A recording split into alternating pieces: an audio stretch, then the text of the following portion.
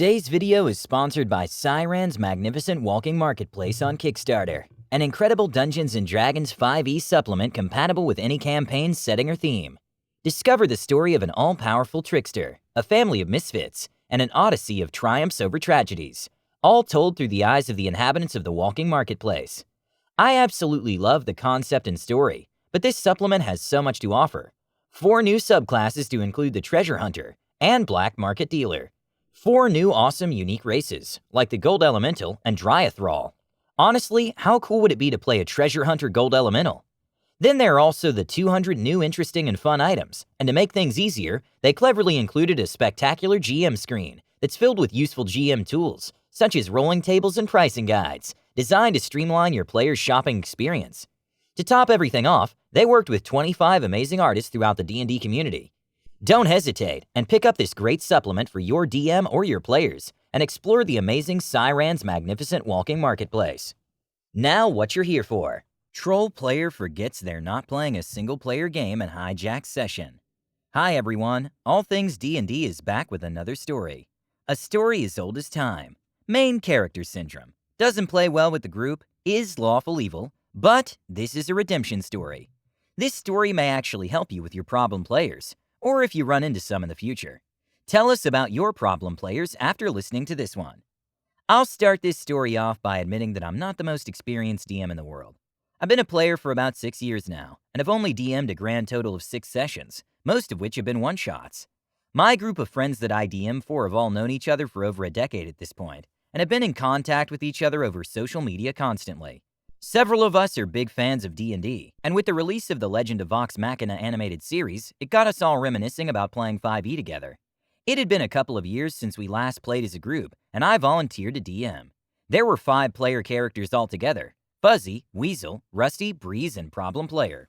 Fuzzy had only ever played 1 session of D&D before, and that was 4 years ago, so we all agreed that we'd make a short campaign, consisting of 3 2-hour-long sessions, to make a nice, easy reintroduction to the game for him. We had a very in-depth Session 0 with the entire party over Discord. I explained the premise of the mini-campaign I had in mind, a murder mystery set in a carnival, and that I wanted the overall tone of the game to be a bit of a quirky action-adventure romp, as I've played with the entire party before, and this was the tone we were all most comfortable with. We were always very into role-playing our characters, so I made sure to provide lots of opportunities for funny inter-party and NPC interactions for them to have fun with. The plan was for this mini-campaign to be a self-contained quest, with the potential to continue into a larger campaign if everyone wanted it to. I wasn't going to make backstory super relevant in this one quest line, so I made that known. Everyone was on board, everyone rolled up their characters, and I was confident that because we had all been friends for over a decade, that they would all synergize as a party. This is where the problem player rose their head. For this story, they shall be known simply as Blue. I had played several games with Blue before, both as a DM and as a fellow player. They could be loud and a bit domineering as a character, and had a habit of metagaming on occasion, especially in combat, but would always calm down after 20 minutes and end up playing along with the party and genuinely being good fun. This time, Blue was playing a bard, and made special note of the fact that they were going to be playing a lawful evil alignment. Now, I've never been too fussed with alignment. I know everyone's opinions differ on its practicality. For me personally, I don't enforce it in my games, and never ask players about it, but I think it can be a great jumping-off point for learning how to roleplay a character. However, I never really use it as a mechanic in-game, with the exception being if someone is playing a cleric or paladin, and goes against their deity's alignment, but only if it's a very obviously good-evil switcheroo. Blue was adamant about wanting to learn how to roleplay an alignment properly, and sent me a bunch of articles and pages that explained in great detail how to play a lawful evil character as proof that they've done their homework. I read through the pages they shared and expressed to them my concerns. The pages were in-depth, clinical, and seemed like they'd be fine references for writing a lawful evil character in a novel, but most of the text seemed like they were encouraging lone wolf or main character behavior, and there was nothing written about how to synergize this playstyle with other players. I warned them that it was completely fine to play a lawful evil character, but I emphasized that they need to be able to work together with the party and be part of a team. They assured me that they would. As you can probably guess, they didn't. The session began. I described the party arriving at this carnival and approaching the ticket vendor. Fuzzy decided to take the lead. He says good evening to the vendor, and only gets 2 words into his next sentence, before he's interrupted by an annoyingly spot-on Skeletor impression. "Yeah, I want to find a tavern so I can get drunk," exclaims Blue. My heart immediately sank. "There's a beer tent in the carnival if it's ale you're after," I said as the vendor. "It's 1 silver to enter if you're here to buy a ticket." Yeah, maybe I should just stab you so I don't have to pay. I'm not parting with my money. I'm going to leave and find a tavern in the town. Now, I was explicitly clear in Session 0 that the entire quest was going to take place in this carnival, and that I intended it to be a closed setting. Everyone knew this and consented to this. Blue consented to this, and they were actively trying to move us away from the agreed-upon setting. Weasel thankfully stepped up and pacified the now hostile guards, and the party entered the carnival. I'll speedrun through some more of their offenses in this singular session. When presented with a plethora of carnival-themed minigames, I set it up so there would be at least 2 minigames suited to each party member's skill sets. They homed in on the dunk tank, and spent 40 minutes out of our 2-hour session replaying the game, so they could win prize tickets. I tried to be forceful and say things like, "As you continue your game, the rest of the party move on," but would be quickly interrupted by, "I rolled a 24, does that hit?" and drag back into describing them hitting the target and the carny being dunked in water. This happened 3 more times before they were satisfied and moved on. We ended up wasting so much time that the party never got to play any of the mini-games that they expressly wanted to try. Throughout the rest of the session, even after the other players had plans on where to go next, they would exclaim that they wanted to go back to the dunk tank and would try to drag the party back there. Blue was punched in the face by Breeze after Blue slapped her. The characters, not the players. This was an RP moment that the players were completely okay with. I asked Breeze to make an attack roll, and Blue exclaimed, "I rolled a 22 athletics check to dodge so she doesn't hit me." Rusty and I both told them that's not how that works, and that Breeze's attack roll beats their AC. Now, I don't know if there's some obscure rule that they're referencing or if this is some homebrew rule from the other campaign that Blue's a player in, but it still rubbed me the wrong way. I've talked to them before about how I'd preferred if they tell me what they plan to do before they roll, but they don't seem to listen. Got overly aggressive when arguing with Rusty about which prize to exchange their tickets for. They had enough for a single massive novelty plushie, and the choice was between a red dragon or a copper dragon plushie. Blue wanted red, while Rusty wanted copper. Rusty tried to put it to a party vote on which to get, but Blue did what they did best and yelled, "I rolled a 26 in persuasion," before the rest of the party got a word in.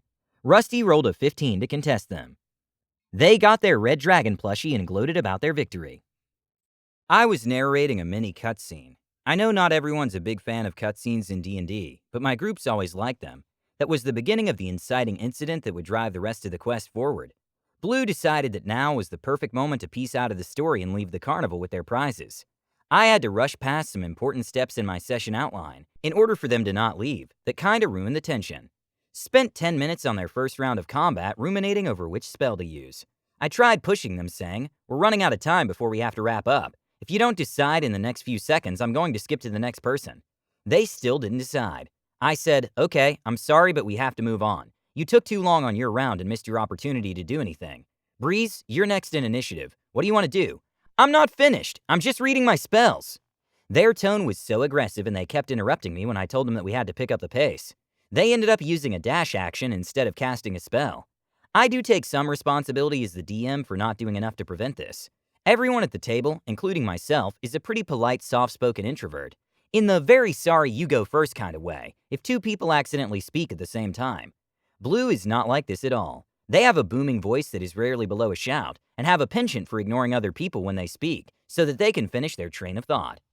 Fuzzy, Weasel, and Breeze barely got a chance to speak at all during the session. I tried my hardest to put the spotlight on them so they could get a chance to shine, but they were always interrupted by Blue, mostly shouting that they wanted to play the dunk tank minigame again. Rusty was a fantastic player, and is one of the more extroverted among us, and she was trying her absolute best to bring the party together as a team, and make sure everyone was involved in having fun. It didn't matter though. If Blue wasn't in the spotlight, then Blue would make a fuss and a lot of noise until they dragged the spotlight back onto them. I talked to the rest of the party individually regarding Blue's behavior. I told them as a DM my experience was made 10 times more stressful, as it felt like I was almost battling this overbearing PC, who wanted to do what they wanted and nothing else, and wanted to know how they felt as players. They assured me that they had a good time, but that Blue being disrupting and hogging all the scenes was unpleasant. I've sent Blue a message regarding their behavior in session, and am awaiting a response. I don't want to kick them as they're my longtime friend, and they've genuinely been a pretty fun person to play with in previous games, in spite of a few flaws. I just don't know what possessed them to act this badly with their new character, but I hope it's something we can fix. I had a serious conversation with Blue. I outlined very clearly their problematic behavior and was very explicit about banning all inter-party persuasion contests. I still feel unbelievably awful about not stopping it as soon as it was mentioned. Blue was actually very civil and apologetic. They admitted that they're very used to a different playstyle with their main D&D campaign, which they've been a player in regularly for over 2 years. From what I understand, that party regularly engages in PvP, consensually, and is made up of a lot of, let's say, confident individuals who talk over one another to even stand a chance of being heard by the DM. I let them know that that playstyle isn't compatible with what the rest of the party wants, and they apologized profusely and promised they'd do better next session. I'm giving them one more chance, as they seem genuinely sorry and open to doing better. We can only wait and see. We had our second session last night, and it was amazing. Blue genuinely felt bad about their behavior after our conversation, and personally apologized to the group before the game began. Like I said, we've all been good friends for a decade now, and we can easily forgive each other when we own up to our mistakes. Blue ended up helping the less confident players find their voices, and took a back seat when they had their own RP moments. They also obviously took the time to properly read through their spell sheet, and thus combat in this session went smooth as can be. They're still playing LE, but more in the I'm working with the party but I also have my own goals way, and not the disruptive way. I'm genuinely thrilled that it all worked out and everyone had a good time. If there's any lesson to take from this, to my fellow shy DMs, don't be afraid to talk with your problem player. Communication, and especially early communication, is key to helping you get things back on track and clear up any potential issues before they escalate into campaign-ruining problems. I could not have said it better myself. I'm so glad that this took a turn for the better. Sometimes people may simply not realize that the way they're acting isn't agreeable. I know it seems so obvious from the outside looking in, but just talk to them. Hopefully they turn it around like Blue did. Please let us know what you think and comment below. Don't forget to subscribe to our channel, All Things D&D. Our videos are posted every 5 days, so stay tuned for more amazing Dungeons & Dragons content.